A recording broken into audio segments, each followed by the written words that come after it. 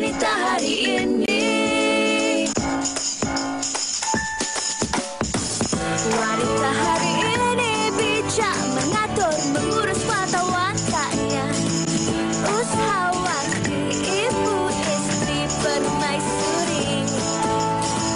Wanita hari ini di zaman modern masih kekalkan adatnya.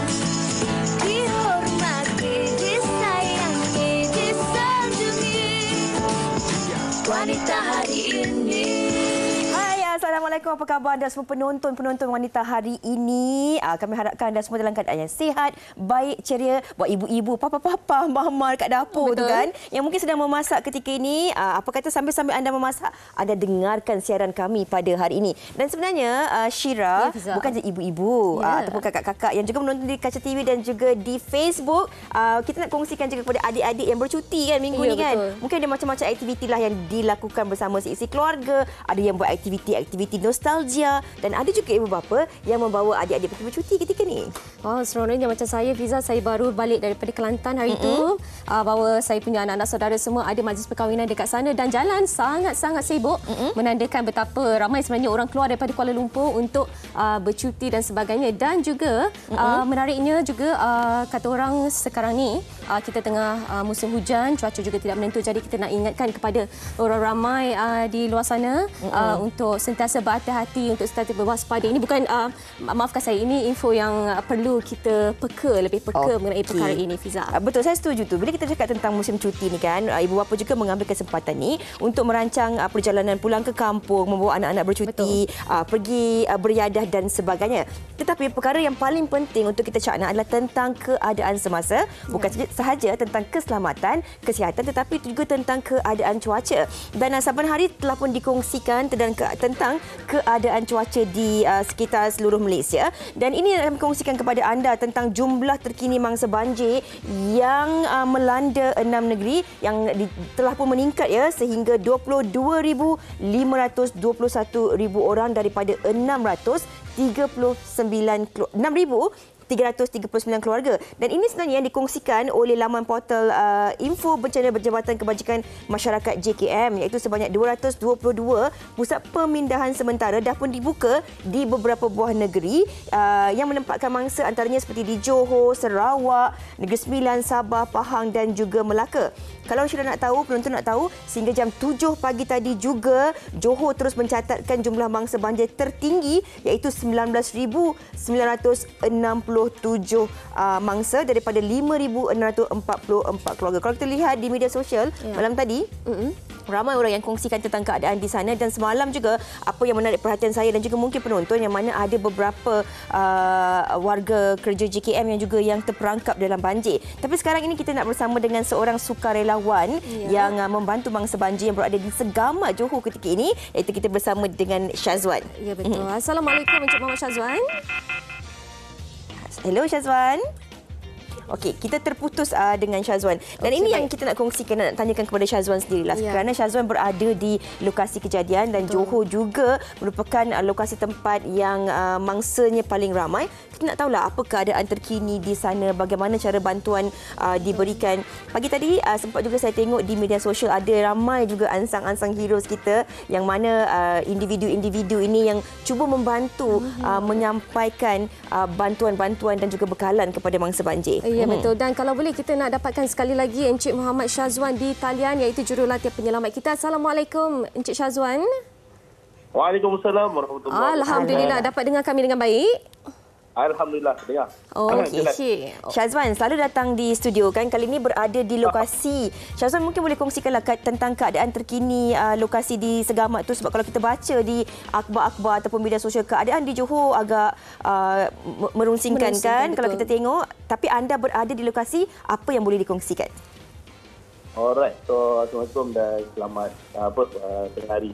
So far memang masih banyak PPS yang makin kata trend air makin menaik. PPS tiada penurunan lagi lah. So far buat masa sekarang ni dekat sini kedai cuaca alhamdulillah tak hujan. Tim kami daripada KS malam sampai di Segamat around pukul 3 dan cuaca masa tu masih hujan ringan, tetapi air sungai Segamat memang agak deras. Dan yang saya share tu pun boleh tahan lah, dia menghentam jambatan dekat Pekan Segamat tu. Memang agak malam. Okey, baik Syazwan, macam mana pula dengan kata orang bantuan-bantuan di sana? Semuanya lancar? Alhamdulillah, tim kami tim NGO Perubatan Be Vital. So kami membawa tim doktor untuk bantu dan memberi rawatan kesihatan kepada teman-teman banjir di PPS lah. Kami live dengan PKD, Pejabat Kesihatan Daerah Segamat, untuk bekerjasama dengan mereka untuk memberi rawatan pada tempat-tempat terjejas. So sekarang ni pun sebenarnya pagi tadi kami dapat tas, kami antara tim perubatan bersama yang sampai ke kampung ni sebab semalam semua no access. So diorang baru dapat kesihatan pada hari ini. Dalam pukul 11 tadi kami sampai di Sekolah Jenis Kebangsaan Cina, Kampung Tengah. So dekat sini lebih kurang ada plus minus 500 mangsa banjir. So doktor yang kami bawa ke KL tu sedang merawat lah. Dan kalau kita lihat kan, Cik Syazwan, air itu macam deras kan kalau kita lihat banjir kali ini? Sangat deras yang biasanya dekat Segamat ni actually saya dah 2-3 kali lah datang untuk bantuan. Dan actually awal tahun itu hari dah hujung tahun lepas ada sekali, tapi tak seteruk ni lah. Dan kali ni boleh tahan agak sebab bandar Segamat hampir majoriti yang tenggelam juga. So tempat-tempat yang biasa tenggelam tu memang tenggelam, dan tempat lain yang barulah yang actually ikut data pun lebih dah 220,000 mangsa tak silap saya. Ya. Untuk di Johor ataupun total satunya masa banjir. Cik Syazwan, dalam keadaan sebegini saya kira rakyat Malaysia ni sememangnya sangat-sangat prihatin. Mungkin ramai juga yang nak menghantar bantuan, memberi pelbagai khidmat sukarelawan dan sebagainya kan. Mungkin Cik Syazwan juga boleh kongsikan sesuatu lah. Kalau kita nak memberi bantuan, nak membantu mereka yang dalam keadaan memerlukan ini, perlu kita mengikut garis-garis panduan yang telah pun ditetapkan. Jangan pula kita pergi sendiri, tidak bersama-sama dengan pihak-pihak yang sepatutnya, yang agensi-agensi yang bertugas itu, Cik Syazwan. Betul. So yang ini sangat kita perlu ambil kira lah. Sebab bila mana kita untuk join untuk menghantar bantuan ni, kadang keprihatinan tu tinggi. Tapi kita pergi pada tempat yang kita maksudnya kita rujuk pada tempat yang sepatutnya. So kita pergi direct pada kampung, pada bantuan wajib. Ada benarnya, tapi untuk awal-awal untuk awal-awal orang panggil awal-awal banjir ni, disarankan untuk tidak masuk secara membutuh tuli lah untuk membagi bantuan. Sebabnya kami sendiri pun masuk menggunakan bot dan menongkar sungai yang deras tadi dengan bantuan orang kampung lah. Baiklah. Okey, baik. Terima kasih banyak Encik Muhammad Syazwan, jurulatih penyelamat kita. Kita doakan, kami di Wanita hari ini doakan agar semua mangsa-mangsa banjir dipermudahkan urusan, dan juga pasukan menyelamat juga dapat dipermudahkan urusan mereka untuk mengeluarkan mangsa-mangsa banjir ini juga. Terima kasih sekali lagi, jaga diri. Assalamualaikum. Sampaikan salam kepada semua tim di sana, Cik Syazwan, ya. Baik, InsyaAllah. Terima kasih. Okey, kita nak kongsikan tentang keadaan bah ataupun banjir terkini di negeri-negeri yang terlibat, terutama sekali di Johor bersama dengan Cik Syazwan tadi. Hari ini, Syirah, kita nak kongsikan tentang satu lagi topik. Hari Khamis seperti biasa, topik-topik berkaitan faham mahkamah yang akan kita bawakan bersama dengan penonton-penonton kita.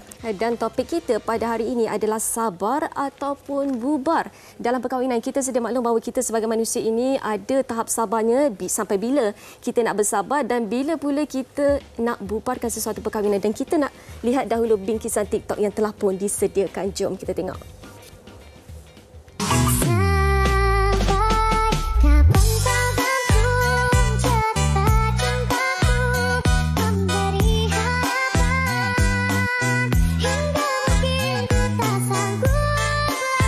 Mengikut kepada pengalaman saya, ada mereka yang bertahan kerana memikirkan anak. Apabila anak-anak mereka ini besar, ataupun mencapai usia 18 tahun, mereka memilih untuk jalan perceraian. Ataupun mereka yang bertahan kerana ibu bapa ni, apabila ibu bapa meninggal, mereka ini akan memilih jalan perceraian. Jadi saya nasihatkan kepada wanita-wanita ya yang memilih jalan untuk bertahan ini, bertahanlah dalam perkahwinan kerana Allah, lillahi ta'ala.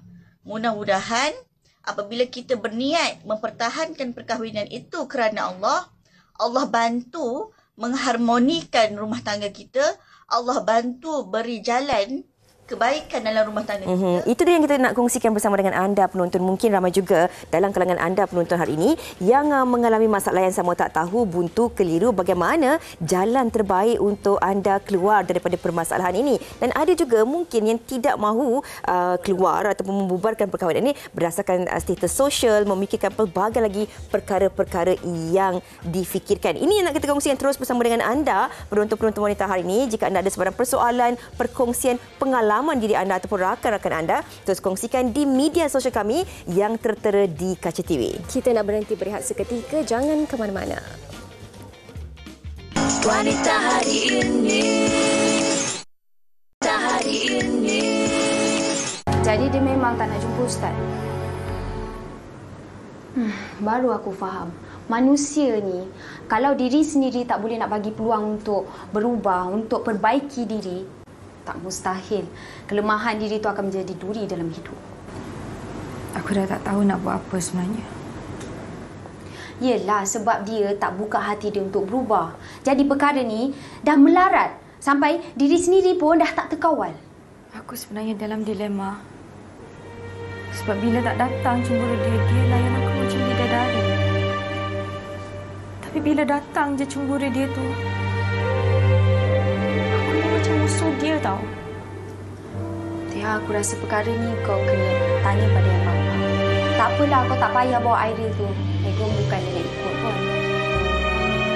Sebenarnya dari tahun lepas lagi aku minta dia lepaskan aku. Allahuakbar. Tia, lama ni kau bertahan. Tapi kenapa baru tahun lepas? Bila jadi satu peristiwa tu, dia menangis, dia merayu. Dia berjanji dia takkan buat lagi. Dan aku macam biasa. Aku terima dia semua. Itu dia tadi sedutan drama Andainya Takdir yang disiarkan di TV3. Itulah dia kisah seorang wanita yang bertahan di dalam rumah tangga, sabar dengan perangai seorang suami, dan sampai bila agaknya kita nak bersabar. Dan itu yang bakal kita bincangkan dalam topik kita, sabar ataupun bubar. Dan Fiza, kita bawakan ke studio hari ini adalah Tuan Muhammad Nur Hafiz Roslan, Peguam Syari'i. Betul ya? Ya, saya. Assalamualaikum. Apa khabar? Waalaikumsalam warahmatullahi. Alhamdulillah sihat. Alhamdulillah. Sihat ya Tuan Hafiz. Tadi tak banjir Kuala Lumpur. Itulah, tapi Tuan Hafiz cakap tadi kampung mak dekat. Ya, kampung saya banjir. Bila saya dengar tadi awal-awal apa masuk tadi ada berkenaan banjir tu kan. Betul. Terimbau kampung sekarang. Sekarang tengah banjir lah. Kita doakan semoga mereka di sana selamat, sihat dan dapat dipermudahkan urusannya. Sebelum kita nak mulakan topik kita hari ini tentang sabar atau bubar, ada komen-komen daripada rakan-rakan kita di Facebook dahulu Tuan Hafiz. Kalau boleh kita santuni mereka, kita baca komen daripada Halijah Hanif. Katanya bubar tak semestinya gagal dalam hidup. Okay. Pendapat pertama. Dan daripada ada Melda pula katanya, jika sesebuah perkahwinan itu toksik dan teruk sangat, baik bubar daripada pasangan makan hati hari-hari. Dan kalau gaduh tu dah biasa, lama mana pun ada gaduh. Kalau gaduh tu baguslah. Moga Allah merahmati perkahwinan pasangan masing-masing. Ini yang nak tanya kepada Tuan Hafiz sendiri. Antara sabar dan juga bubar. Dalam konteks sabar ini mudah untuk kita luahkan persepsi daripada orang sekeliling kita dan sebagainya. Tapi bagi mereka yang mempunyai masalah sebegini, mungkin mereka kadang-kadang merasakan bahawa kita akan beri ruang, peluang, tempoh dan had tertentu untuk kita bersabar, berusaha. Orang putih kata try all the 9 yards lah kan. Yes. Sejauh mana pasangan perlu bersabar dalam melalui tempoh perkahwinan yang tidak mendatangkan pelbagai perkara yang positif? Okay, bismillahirrahmanirrahim. Assalamualaikum warahmatullahi wabarakatuh. Terima kasih Fiza, terima kasih Syira dan sidang penonton wanita hari ini. Okay, pertama, bila tajuk sabar dan bubar ni, dia ada dua kemungkinan. Bila kita ada dua kemungkinan, kita nak buat pilihan mana yang terbaik untuk kita. Apa yang saya boleh nasihat kepada sidang penonton, puan-puan yang berada di rumah, wanita hari ini, yang hanya mengenal diri kita adalah kita. Yang menghadapi situasi kekeluargaan ataupun menghadapi apa-apa juga cabaran dalam keluarga itu adalah perempuan itu ataupun kita, bukan orang lain. Akan tetapi dalam apa-apa juga untuk kita justifikasi setiap keputusan, sama ada kita nak teruskan ataupun kita nak pembubaran. Pembubaran ni ada banyak pecahan. Nanti saya akan beritahu satu demi satu. Jadi apabila berlaku perkara-perkara ni, adakah kita patut sabar ataupun kita patut bubar? Bagi saya ada 3 perkara yang perlu menjadi tata penting yang kita pastikan untuk sebelum kita membuat keputusan. Pertama, sama ada pernikahan itu ataupun perkahwinan itu bahagia, mawaddah warahmah atau tidak. Apa pula mawaddah warahmah ni, Tuan Hafiz? Selalu sebut masa wedding. Masa wedding, mawaddah warahmah. Dia bahasa Arab lah. Okey, cinta dan kasih sayang. Daripada cinta dan kasih sayang lain hormat menghormati. Itu yang kita nak dalam pasangan suami isteri. Tapi bila tak ada apa nak buat? Pertama, bila kita tengok tidak ada lagi mawaddah warahmah, masa di situlah kita tahu keputusan kita akan berat kepada bubar. Itu yang pertama. Kedua, adakah perkahwinan itu memudaratkan atau tidak? Okey, kenapa saya kata perkahwinan itu memudaratkan atau tidak? Terms-terms yang saya bagi dan kongsi tadi, yang pertama, mawaddah warahmah ni ada dalam antara alasan-alasan kes di mahkamah. Kedua ni, mudarat atau tidak pun sama, ada alasan-alasan kes di mahkamah. Justifikasi yang kedua, kita lihat perkahwinan tersebut, puan-puan kena tengok sama ada dia mudarat atau tidak. Bila kata mudarat, adanya berlaku pukul, physical abusement, fizikal, adanya berlaku tinju, muay ke karate dan taekwondo. Tak semestinya perempuan saja, kadang-kadang lelaki pun kena. Ada ke? Ada. Nampak sado, rupa-rupanya kat rumah dia macam tu je kan. Tapi ada, kes tu ada, tak banyak tapi ada. Jadi saya kena adil kepada semua. Jadi apabila berlaku perkara-perkara tersebut, bukan setakat physical abusement, ada satu tu dia kena torture dari sudut mental abusement. Jika ada perkara tersebut, jawapannya ada mudarat. Jadi bila ada mudarat, perlu teruskan sabar ke bubar? Sabar pun ada had dia. Okay, yang last sekali, kita kena melihat kepada kepentingan kemaslahatan hidup. Kepentingan kemaslahatan hidup inilah yang akan menyebabkan beberapa wanita dia akan mengambil tempoh masa. Sama ada anak, kerjaya, pendapatan, kebajikan, status dan status. Pada ketika itu ada stigma MJ. MJ ni bukan Michael Jackson ya. Apa kata janda. Lepas tu sama ada dia takut stigma tu. Tapi sebenarnya benda-benda perkara tersebut bukanlah perkara yang buruk. Wanita kena ingat begitulah. Okey, banyak lagi nak kita kongsikan, Syira. Betul-betul, kita nak saksikan terlebih dahulu bingkisan TikTok yang telah pun disediakan oleh rakan wartawan kita. Kita dengarkan dahulu pandangan orang ramai tentang topik kita pada hari ini. Kita silakan. Silakan.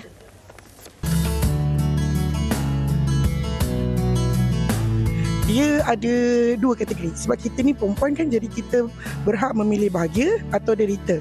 Which is terpulang pada kita sendirilah. Kalau kita rasa dengan kasih sayang tu kita boleh hidup bahagia, kita teruskan. Tapi kalau macam dah teruk sangat ke ataupun apa yang dia buat tu agak teruk, kita baik bubarlah. Pada saya akan bertahan. Sebabnya masing-masing ada pendapat masing-masing dan saya rasa bergantung kepada lelaki tu juga. Kalau lelaki tu masih ada tanggungjawab, masih ada, dan kita pun fikir pasal anak, mungkin saya akan bertahan. Tempat saya, perkahwinan tu satu perkongsian hidup. Kita kongsi semua benda, bahagia, sedih kan. Kalau dah tak bahagia, saya rasa baik kita bubar je lah. Sebab kita nak kongsi, kita nak jalankan hidup tu kalau boleh sampai ke akhir hayat kita kan. Kalau kita dengan orang yang kita tak bahagia, saya rasa tak gunalah macam tu. Bagi saya, setiap rumah tangga tu memang ada masalah sikit biasa. Sedang Piramli kata sedangkan lidah lagi tinggi. So kita kena bersabar. Bagi saya sabar sekejap. Kalau tak ada jalan penyelesaian, kalau perceraian, jalan penyelesaian yang paling baik kita tolak. Tapi kalau boleh bersabar demi kadang-kadang demi keluarga, demi anak-anak, so why not kita sabar. Sama-sama sabar. Di antara pandangan orang ramai mengenai topik kita pada hari ini, ada di antara mereka yang kata kalau berkaitan dengan anak mereka sanggup untuk bersabar. Ada juga yang kata kalau perkara itu dah mudaratkan, eloklah untuk kita bubarkan perkahwinan itu. Ini pendapat orang ramai yang kita santuni, Tuan Hafiz. Dan kadang-kadang pendapat ini juga yang akan memberi kesan-kesan kepada individu-individu yang dalam tempoh proses membuat keputusan dan sebagainya. Sebab kadang-kadang kita ni tak tahu nak pergi mana. Bukan semua orang berkemampuan untuk berjumpa dengan tuan lawyer ataupun ahli motivasi dan sebagainya. Pendapat-pendapat orang ramai ini, status sosial, risau kehilangan hak penjagaan anak, tak mampu untuk berdikari sendiri. Takut pula kalau sebenarnya tak mampu bertahan dalam perkahwinan. Takut pula kalau kita sendiri yang meminta perceraian itu, kita akan dituduh, diberi tuduh mungkin kita yang curang, ataupun mungkin kita dah ada orang lain, ataupun kadang-kadang takut kalau kita yang pula meminta perceraian itu, kita juga akan dilabel sebagai berdosa ataupun tak setia. Contoh, dalam keadaan mungkin suami setelah beberapa tahun tak muncul, pergi, hilang dan sebagainya. Bagaimana dalam situasi sebegini, individu-individu ini, kita nak bantu mereka dalam buat keputusan? Okey, baik. Pertamanya Fiza, bila berlaku dalam perkara-perkara tersebut, untuk wanita-wanita dia kena faham kepentingan dan juga apakah yang dijaga oleh undang-undang bagi hak-hak diorang ni. Jadi apabila hak-hak wanita ni dia tahu apa dia dijaga, jadi dia boleh buat keputusan dengan betul. Pertama, kita kena faham di luar sana untuk para wanita ataupun para isteri. Pertama, memang kita tahu yang istilah dalam perkahwinan ni bukannya perkahwinan ni is like a fairy tale sampai ke sudah baik macam putera raja dan sebagainya. Tak semestinya. Ada juga mesti macam yang sedangkan lidah lagi tergigit macam kita dengar tadi kan. Confirm memang ada. Tanya saya ada gaduh tak? Ada, mesti gaduh manja. Tiba-tiba kadang-kadang salah ubat gigi, seorang picit atas, seorang picit bawah. Ada pula jenis yang mungkin ada yang cemat, dia picit bawah. Yang kita pula picit sana, picit sini. Pun boleh jadi gaduh. Keluar-keluar pula jadi, kan? Orang kata alasan-alasan untuk memercikkan sesuatu hubungan ni sama ada dia nak bubar atau sabar tu banyak. Cuma berbalik pada 3 perkara yang saya beritahu awal tadi. 3 perkara yang saya beritahu tadi adalah perkara pokok dalam perkahwinan. Sebab perkahwinan ini adalah untuk mencipta kebahagiaan. Mawaddah warahmah. Jadi kalau tak boleh hilang sampai setahun. Dan paling saya tertarik tadi bila Fiza kata ada yang takut status sosial. Wanita-wanita yang walaupun dalam keadaan dia sengsara dalam perkahwinan, kitaran penderaan itu penderaan sama ada penderaan mental ataupun penderaan fizikal ni berterusan tapi mereka bertahan, mungkin atas alasan anak dan sebagainya. Bagi saya itu adalah satu perkara yang dah satu tahap tidak bijak bagi seorang wanita. Jangan sampai diri kita ini menjadi mangsa kezaliman, putaran kezaliman tersebut sehingga kita bertahan pada ketika itu. Tetapi jika tak sampai ke tahap tu, kita kena ingat apa yang kita tahu bahawa satu perkara harus yang dimurkai Allah adalah perceraian, yakni pembubaran. Jadi benda tu balance. Apa yang perlu dibuat? Kalau kita tengok, contoh kalau suami tu hilang. Suami hilang, ada yang takut status. Tak apalah, asalkan adanya status isteri orang. Ataupun dia takut dia nak kena panggil tadi janda. Ataupun takut dia kata orang kata dia tak setia, tak sabar. Ataupun ada pula, saya dapat klien, baru je dia dah bercerai, kahwin, cerai lagi. Kahwin, cerai lagi. Tapi bukan salah dia. Dia takut orang sekeliling, jiran, kejiranan, kampung, cakap dia, engkau lah punya salah, saya asyik engkau je yang cerai. Tapi sebenarnya dia mangsa setiap, dia salah membuat pilihan ketika mencari seorang suami. Itu sebab saya kata tadi, kepentingan yang paling utama juga adalah kepada suami. Suami-suami di luar sana, pertama kita kena faham. Ya betul, suami sebagai ketua Ar-Rijal Qawwamuna 'alan Nisa. Tapi ramai orang lupa dalam Ar-Rijal Qawwamuna 'alan Nisa tu, ayat tersebut berkenaan dengan hak dan tanggungjawab. Jangan kita rasa ego dan sebagainya, tapi kita lupa nak melaksanakan hak dan tanggungjawab. Jadi bila perkara tu dah culas, adakah isteri berhak? Isteri berhak untuk mendapatkan kebahagiaan. Tetapi tahap mana? Kalaulah masih boleh bersabar setakat kalau kata suami ni ada waktu ketika nampak senyum selalu, tenang selalu, ada masa dia still seorang manusia. Manusia ada masa stres. Kita pun sama, perempuan pun sama. Baik lelaki, baik perempuan. Jadi kalau tahap itu masih lagi belum melanggar 3 perkara utama yang menjadi pertikaian untuk memutuskan sama ada terus bersabar ataupun bubar perkahwinan, maka kita boleh terus kekal. Okey, baik Tuan. Kalau kita melalui pembacaan kebanyakan penceraian pembubaran perkahwinan ini melibatkan mereka yang tempoh perkahwinannya antara 1 hingga 5 tahun. Kebanyakannya. Kenapa? Adakah 1 hingga 5 tahun ini adalah tempoh yang paling menguji kesabaran? dia bukan setakat menguji kesabaran, tapi onak duri, tsunami semua ada. Dia sekejap-sekejap nampak macam Maldives, pantai kat tepi Maldives. Oh, indahnya. Tiba-tiba nampak macam kat Semporna, pantai tu. Orang kata berumah Air di tepi jernih, air jernih. Tengok nampak sampai nampak kerang, tu boleh berenang-renang, tu tengok ikan lalu Nemo dan sebagainya. Tu waktu bahagia. Tapi dalam tempoh setahun hingga 5 tahun ni lah, tiba-tiba dia boleh jadi tsunami macam dekat Aceh contoh. Puting beliung semua boleh jadi. Jadi apa-apa itu perempuan yang kena buat 1 hingga 5 tahun, perceraian ramai banyak berlaku. Contoh tadi sebab kita ada berkongsi TikTok apa dan sebagainya. Saya pun office saya buatkan TikTok untuk saya lah baru-baru ni disebabkan ramai minta dan sebagainya. Jadi kita kata okeylah, pandai-pandailah korang buatlah. Rupa-rupanya bila dalam TikTok ni ramai pula saya dapat tahu setakat daripada klien saya juga, dan bila saya dalam TikTok rupanya ramai yang mangsa-mangsa perceraian perkahwinan muda. Jadi dalam tempoh 1 tahun hingga 5 tahun. Adalah tempoh yang perlu betul-betul mengajar kita mana-mana pasangan untuk belajar perkahwinan, berkongsi dan mengetahui kelemahan dan juga kekurangan masing-masing, tetapi merasai dan menikmati kelebihan masing-masing. Okey. Bila kita bercakap tentang konteks perkahwinan ni, seperti analogi yang dikongsikan oleh tuan ni, perkahwinan setiap individu itu pastinya berbeza-beza. Ini kerana graf ataupun jalan kehidupan kita ni juga berbeza-beza. Pasangan kita berbeza, penyatuan dua hati dan jiwa ini orang luar yang kita tak kenal sebelum ni, kita duduk serumah.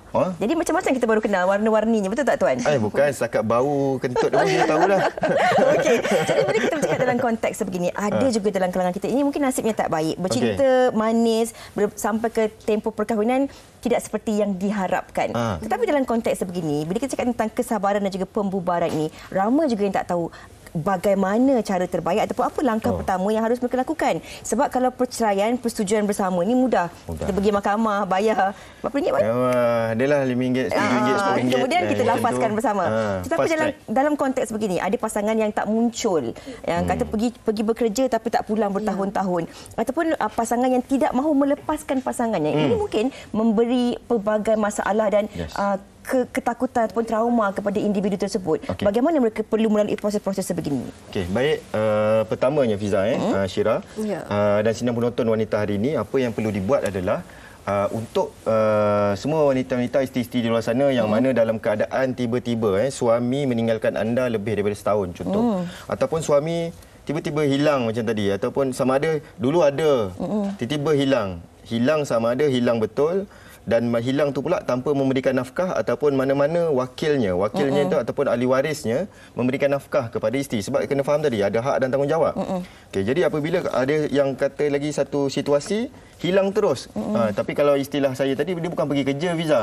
Kalau pergi kerja balik. Ni kalau pergi kerja setahun 2 tahun tak balik tu bukan pergi kerja, dia dah pergi ke mana-mana. Dia berubah di pantai lain. Dia dah merewang-rewang, mungkin ada pantai lain. Tak masuk pantai, dia dah ke dalam tanah ke atas ke. Jadi apa kena buat? Pertama, kita rujuk Seksyen 53-1 boleh buat permohonan fasah. 53-1.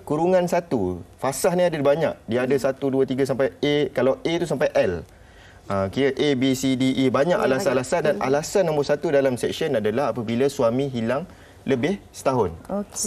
Kena tempohnya memang setahun. Ya, itu memang spesifik dalam alasan fasah 53-1 berkenaan dengan setahun hilang. Jadi kalau ada yang kalau kata istilah setahun hilang, 12 bulan, boleh buat permohonan fasah. Tetapi kita jangan lupa, kita juga ada satu permohonan lain kita boleh buat dalam Seksyen 50-1. Perkara apa? Perkara kalau kita dulu nikah, orang yang dah pernah bernikah, dia nikah, lepas habis akad nikah, dia akan baca taklid. Dia bukan nangis-nangis dulu, senyum apa semua berdebar. Lupa tak?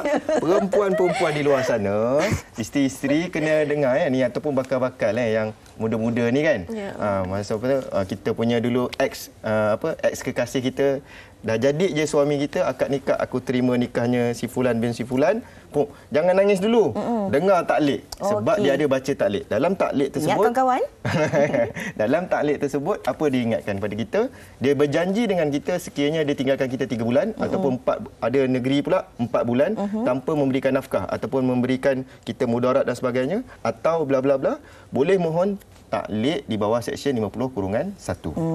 Hak ini perlu kita tahu. Saya nak sambung sedikit. Ini bagi kita, bagi anda yang mungkin melangsungkan perkahwinan di sini.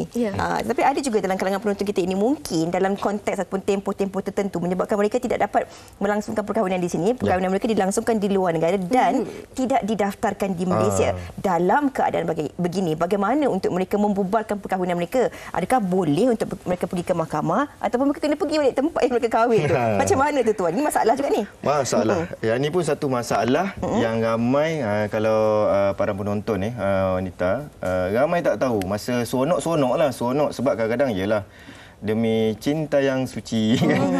Masa tu orang kata katalah walaupun kata ayah dah meninggal dunia, tapi ramai kita ni, kita sebagai orang Melayu, orang Malaysia, dalam rukun nikah tu yang paling penting dia wali, ataupun ayah, ataupun kalau ayah tak ada, abang, adik-beradik lelaki.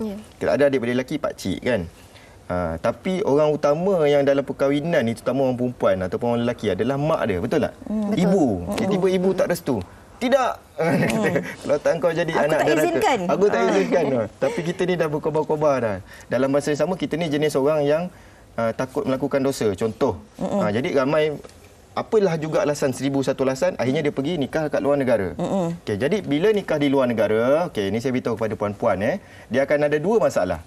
Pertama, perkahwinan perempuan di luar sana, bila tak didaftarkan di Malaysia, tidak diiktiraf oleh Akta ataupun enactment pentadbiran undang-undang syariah di Malaysia. Maksudnya perkahwinan anda walaupun sah dari sudut hukum syarak, dari sudut pandangan undang-undang, anda ini macam belum berkahwin. Faham tak?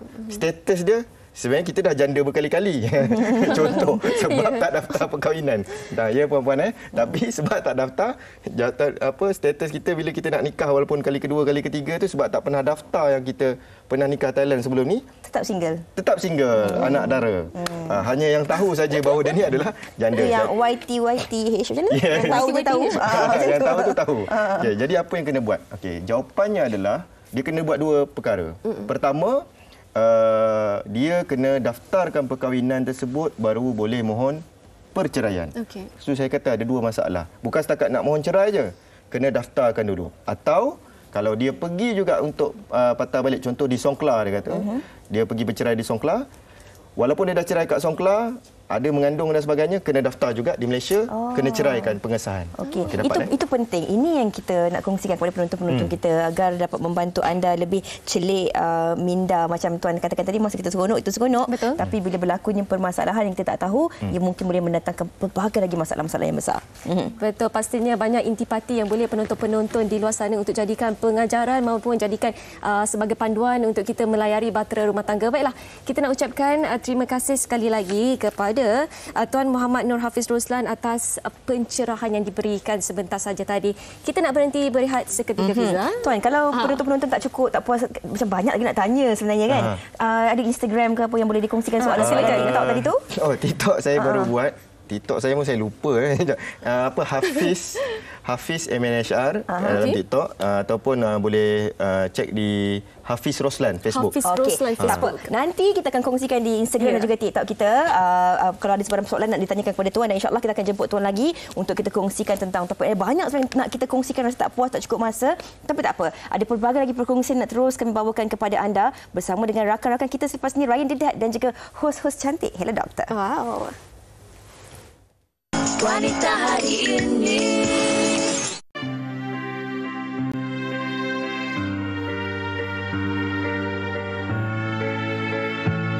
Hulurkan tanganmu, dengarkan lafazku.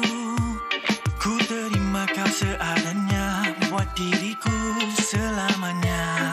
Ini permulaan kisah kita berdua. Perasaan cinta membara dalam hatiku.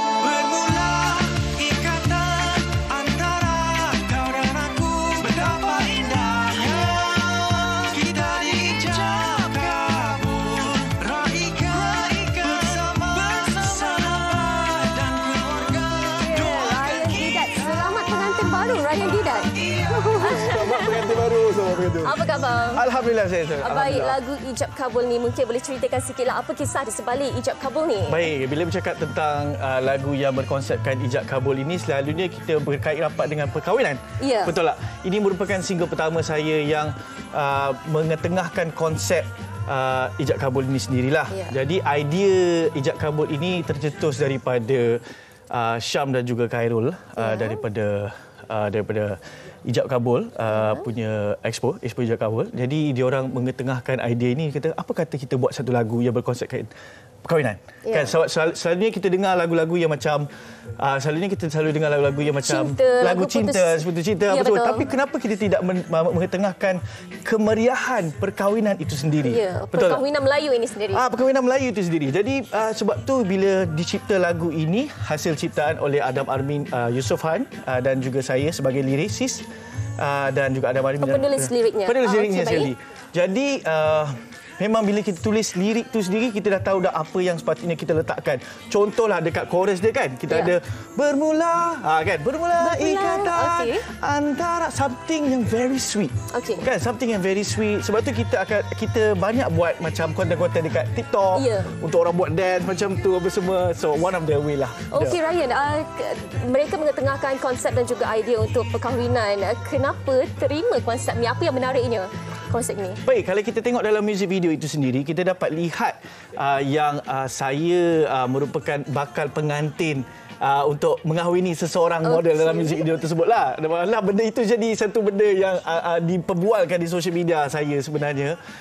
Kita nak kisah benar? Bukan kisah benar. Bukan kisah benar.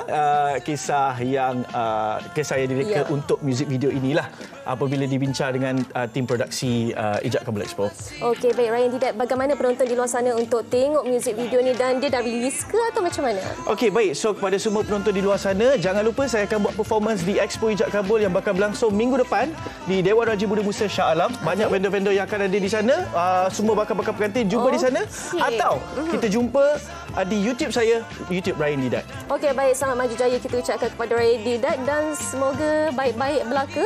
Jika tadi kita telah pun seronok berjoget-joget, kita sekarang ini nak bercerita mengenai kesihatan dengan hos-hos jelitawan Hello Doktor. Kita bersama dengan Fiza Sabjahan di sebelah sana. Silakan Fiza. Seronok nampaknya Syira dan juga Ryan Didat berkongsi tentang lagu-lagu yang ada konsep-konsep perkahwinan dan sebagainya kan. Tapi sebenarnya kita nak kongsikan sesuatu juga kepada anda. Bagi anda yang sentiasa menonton program Hello Doktor setiap Ahad bersama dengan 3 orang host cantiknya, Hello Doktor telah pun memasuki musim yang terbaharu iaitu musim ke-6 yang dah pun 5 tahun bersiaran di TV3. Kita nak bersama dengan 2 orang hari ini. Terajunya kita bersama dengan Anim Izzati. Apa khabar Anim? Baik, Alhamdulillah. Dan juga si cantik manis Adriana Anand. Apa khabar Adriana? Baik Kak Fiza. Thank you for having us. Saya baca komen, ramai orang kata kalau tengok Hello Doktor ni terpana melihat kecantikan hos-hosnya.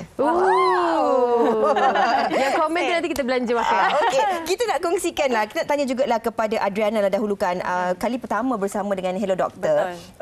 Dan ini dah masuk musim ke-6, tahun ke-5. Topiknya ada pelbagai dan sebagainya. Betul. Jadi dari segi pemilihan topik dan sebagainya, apa yang ingin Adriana kongsikan? Okey, jadi yang barunya untuk Hello Doktor musim ini, kita ada segmen-segmen yang menarik lah. Sepanjang 1 jam tu kita ada Doctor in the House bersama dengan Dr. Mala yang sangat viral kan. Dia punya cara penyampaian dia, dan juga kita ada juga fakta atau mitos. Jadi kita akan bincangkan, sebab kadang-kadang bila bercakap pasal soal-soal kesihatan ataupun medical terms ni, ada je fakta atau mitos-mitos yang mungkin dari turun-temurun ataupun mak-mak kita cerita. Jadi kita akan rungkaikan semuanya dalam fakta atau mitos. Selepas itu kita juga ada segmen dari doktor. Dekat situ untuk orang-orang dekat luar sana mungkin tak tahu macam mana sebenarnya kehidupan sebagai seorang doktor. Macam-macam doktor lah yang akan kita share. Oh, seronok ya. Dia macam segmen baru. Dr. Mala tu kawan saya tu. Okey. Kalau saya bertanya kepada Anim pula kan. Anim merupakan teraju yang daripada daripada musim yang awal sampailah ke musim yang terbaru ini. Dan kali ini juga ada gabungan bersama dengan dua rakan lain, Adriana dan juga Nadia Azmi. Bagaimana Ani melihat gabungan ini juga mungkin memberi satu suntikan nafas baru ataupun identiti kepada program Hello Doktor ini? Betul. Sebenarnya bagi mereka yang mungkin baru saja mendengar tentang Hello Doktor ni, sebab kita gabungan 3 wanita ni adalah satu line up yang pertama kali kita adakan. Berbanding dengan season-season sebelum ni, kita pernah bawakan yang memang doktor yang berada di situ untuk meneraju program tersebut, dan selepas itu digandingkan dengan host dan sebagainya. Jadi bila ramai ataupun dalam kalangan wanita, topik kita berbeza dan kita mempunyai latar belakang yang sangat berbeza. Adriana akan membawa look yang berbeza, saya sendiri dan juga Nadia lebih formal dan sebagainya kan. Jadi bila kita tak perlu chemistry sebab kita tak bergandingan. Apa yang kita perlukan adalah melengkapi antara satu sama lain. Jadi bila satu show tu mungkin dia bawa pembawakannya berbeza, dari sudut pandangan saya pun ada sesuatu yang berbeza kita bawakan. Dia seperti itu. Orang kata ikut target umur lah. Ikut target umur, betul ya. Umur yang muda, mudalah dia. Begitulah.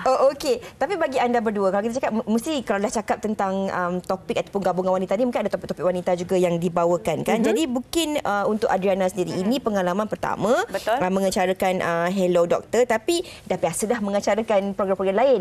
Ada tak cabarannya mengacarakan program ini? Pastinya ada cabarannya Kak Fiza, sebab ialah Hello Doktor ni kita bincang soal perubatan, soal kesihatan. Adriana memang tak ada latar belakang itu langsung.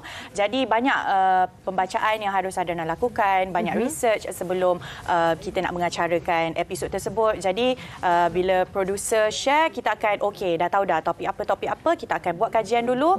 Selepas tu kalau dah berjumpa dengan doktor yang ada untuk episod tu, kita akan bertanyakan juga. Dan juga sebelum apa-apa memang Adriana akan tengoklah, ni pun antara host yang Adriana look up tu, yang Adriana tengok okey macam ni dia mengacara, macam ni cara dia execute ataupun target questions tu semua. So dari situlah banyak Adriana belajar. Dan bila kita bercakap tentang program Hello Doktor yang season 6 ni, musim 6 ni, dia mendapat sambutan yang agak baik dalam kalangan penonton-penonton kita. Kadang-kadang kan bila kita dah create satu platform iaitu Hello Doktor TV3 Facebook untuk mereka berkongsi segala kondisi kesihatan. Kadang-kadang mereka rasa macam orang yang sakit je ke kena tengok Hello Doktor ni. Tidak, sebenarnya mereka yang mungkin nak mencegah daripada segala satu kondisi kesihatan itu berlaku, inilah untuk mereka. Dan kita juga bawakan angle yang berbeza. Diary doktor contohnya, siapa doktor kalau dia bukan doktor, kalau bukan di hospital dan klinik. Jadi sangat variety yang kita gabungkan dalam satu program Hello Doktor untuk musim ke-6. Satu yang perlu anda sama-sama kongsi santai-santai kan, hari Ahad kan, 5:30 petang pula tu. Kita tidaklah terlalu inject kan cara rawatan, apakah simptomnya, itu sahaja. Tapi ada konsep-konsep yang ataupun elemen yang lebih santai yang dekat dengan hati penonton. Okey, yang paling penting sekali konsep lebih santai yang dekat dengan hati anda penonton. Jangan lepaskan peluang untuk menonton. Yes, Hello Doktor setiap hari Ahad live jam 5:30 petang di TV3, dan kalau siapa yang tak sempat nak tengok di televisyen, tak apa, jangan risau, kita ada juga di online platform, ada dekat Tonton. Betul. Okey. Jadi tonton Hello Doktor bukan saja di TV3 tapi anda juga boleh menonton di platform Tonton sendiri. Kalau anda nak tengok host-host 3 wanita ini bergandingan setiap Ahad, jangan lupa jam 5:30 petang di Hello Doktor. Terima kasih kita ucapkan kepada Anim dan juga Adriana di atas perkongsian itu tadi. Dekat WHI tak ada Hello Doktor, tapi anda doktor hati kami. Teruskan bersama dengan kami di WHI. Kita kembali selepas ini. Wanita hari ini. Kembali bersama kami di Wanita Hari Ini. Terima kasih kita ucapkan kepada semua penonton-penonton setia kita selama 1 jam ini bersama dengan saya dan juga Fiza dengan topik kita sabar ataupun berubah, dan kita juga ada menerima banyak respon daripada penonton-penonton kita di luar sana. Kalau mungkin Fiza nak kongsikan 1-2 keping. Okey, ada macam-macam perkongsian yang dikongsikan oleh anda penonton. Terima kasih banyak-banyak. Tak sempat kami nak bacakan semua, tetapi ini mungkin yang kita nak bacakan daripada Ilya Iriani. Katanya bagi pasangan yang bakal berkahwin, macam Tuan Hafiz pesan tadi, kalau dah tahulah pasangan kita ni bermasalah dari sebelum kahwin lagi, better janganlah proceed. Perkahwinan ni tak menyelesaikan masalah. Masalah sikap terutamanya. Perkahwinan tidak mengubah apa-apa, melainkan diri sendiri yang berubah. Penderaan bukan saja pada fizikal tapi emosi dan mental. jangan stay dalam perkahwinan yang toksik. Kalau rasa tak boleh lagi nak selamatkan, berpisah secara damai. Ini orang sekeliling pun main peranan juga. Kalau orang tu tak kahwin, orang tu elok je. Janganlah sibuk-sibuk nak tanya bila nak kahwin, suruh kahwin. Suka hati dia lah. Kan? Kalau dia hidup sendiri, dia bahagia, dia senang, tak apa. Kadang-kadang kita paksa-paksa orang kahwin ni, kita tak tahu masalah-masalah yang akan dialami masa depan lagi bermasalah. Betul tu. Kan? Setiap individu ni ada pilihan kita. Ada yang antara kita ni seronok ataupun gembira, bahagia memilih untuk hidup sendiri, dan ada juga yang bahagia dalam perkahwinan, Fiza. Okey, ni ada lagi satu daripada dia juga orang yang sama. Dia kata berpisah bukan perkara yang mudah. Tipulah kalau kata tak sayang, tapi yang menjalani hari-hari itu adalah kita. Orang lain boleh cakap macam-macam. Jangan malu jadi janda atau duda. Setiap manusia berhak bahagia walaupun sendiri. Saya suka ni, bahagia tu kita yang cipta. Jadi kita bahagia dalam cara kita. Ada orang dia walaupun sederhana tapi hidupnya bahagia. Itu yang kita inginkan. Jangan kita bandingkan hidup kita dengan orang lain. Betul, bahagia bukan semata-mata kemewahan dan juga harta benda. Dan bercerita mengenai bahagia ini juga, esok kita hari Jumaat bersama dalam hikayat perkahwinan kita, iaitu usik-mengusik dalam perkahwinan. Kalau Fiza tanya saya, usik-mengusik dalam perkahwinan ini penting supaya ada sedikit colour, ada sedikit warna dalam perkahwinan kita, Fiza. Betul tu. Rakan saya dalam di Wanita Hari ini namanya Husni Mahat. Dia kata kalau orang tanya dia bila nak kahwin, dia kata no comment. No comment. Dia macam bunda korang, no comment. Macam tu kan. Okey, jadi bagi anda semua penonton-penonton, semoga perkongsian kita hari ini dapat memberi manfaat yang berguna untuk anda. Kalau ada gurau-gurauan yang kami kongsikan, ampun maaf dipinta. Dan kalau ada sebarang pertanyaan, nanti kami akan kongsikan kepada anda laman sesawang Tuan Hafiz. Mungkin ada pertanyaan-pertanyaan yang boleh anda tanyakan. Semoga dipermudahkan urusan anda. InsyaAllah WH kembali esok dengan hikayat perkahwinan, usik-mengusik dalam rumah tangga. Assalamualaikum, jaga diri dan bye. Dia tabah berani pendidik puteri dalam hal jati diri. Dia permaisuri kepada si suami, kepada anaknya. Dia ratu di hati, tunggak keluarga. Kalau bukan dia, siapa lagi? Wanita hari ini bijak mengatur, mengurus mata wataknya. Usahawati, ibu istri permaisuri. Wanita hari ini di zaman modern masih kekalkan adatnya. Dihormati, disayangi, disanjungi. Dia usahawati aliran masa kini. Dia penyambung warisan Sri Kandi. Dia lemah lembut, baik budi pekerti, tapi sekal hati dia tabah berani pendidik puteri dalam hal jati diri. Dia permaisuri kepada si suami, kepada anaknya. Dia ratu di hati, tunggak keluarga. Kalau bukan dia, siapa lagi?